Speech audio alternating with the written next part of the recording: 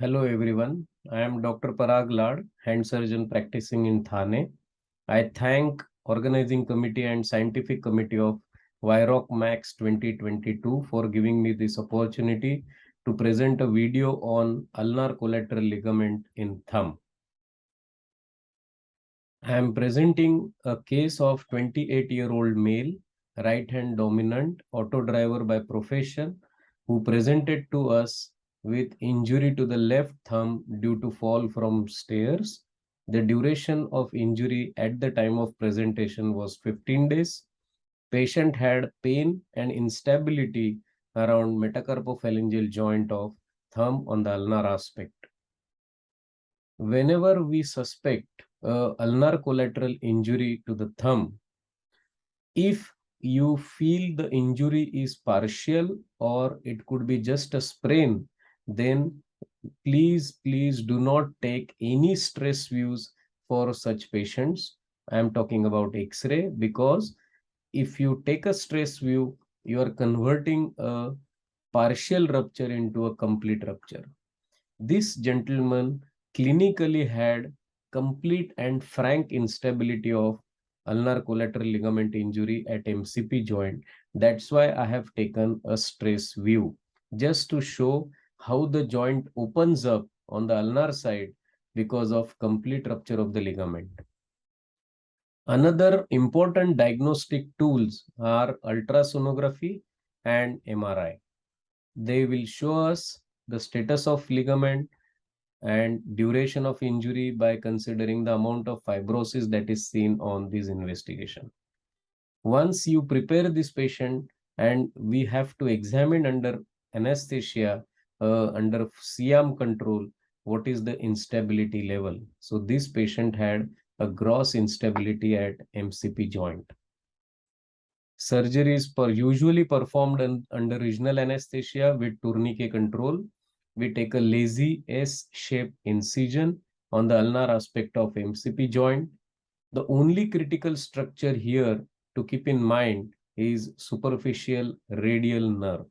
Injury to this nerve while doing the dissection can cause painful neuroma.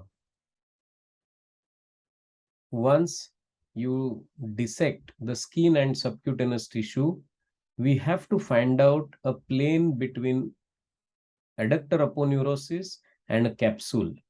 And we must try to distinguish between a fibrosed injured ligament or a normal architecture of ulnar collateral ligament as shown in this video.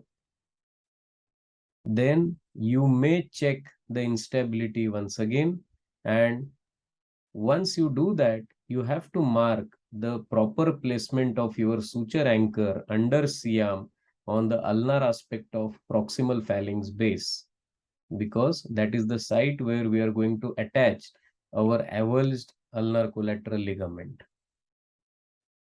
There are ways to repair the ligament. The technique that I am showing is repairing of the ligament using suture anchor.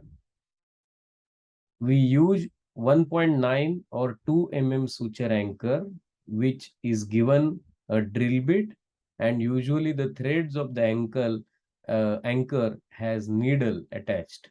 So first, as shown in the yellow arrow, that this anchor has to be confirmed under Siam about its placement, and the point where the tip of the anchor ends, we have to drill till that level, as shown in the red arrow in the Siam, as shown in the red arrow as a picture.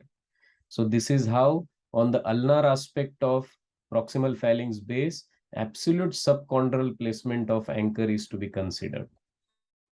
Then this is how we fix our anchor into the drill hole.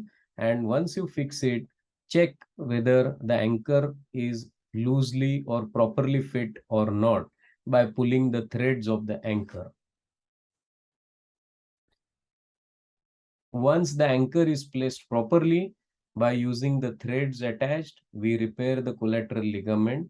There are multiple techniques to repair the ligament. The simple is both the needles you have to draw or take out from the avulsed ligament and make a knot. thorough knot about it, and then you can incorporate surrounding soft tissues to cover the knot. Here, important point to be considered that the ankle thread knot must be cut either flush with the knife or try to cover the knot with the soft tissue, because the pointing threads of the knot can lead to irritation of the superficial radial nerve, and patient may have chronic pain in the operated site. Once you do that, this was the pre-op status under CM. We also again confirm the stability of ulnar collateral ligament after repair under CM. And we also check the placement of suture anchor. So learning objectives, pain and instability is the key feature of ulnar collateral ligament injury of the thumb. Dynamic investigation like ultrasonography or static investigation like MRI is necessary to confirm our clinical judgment, and also a good ultrasound or a good quality MRI can give us clue about either a partial or a complete rupture or acute or chronic rupture. The post-op protocol to be followed is thumb spica slab for 3 weeks, active mobilization for another 6 weeks, and after 6 weeks, we start passive mobilization. After 2 months, patient is advised to perform all activities of daily living.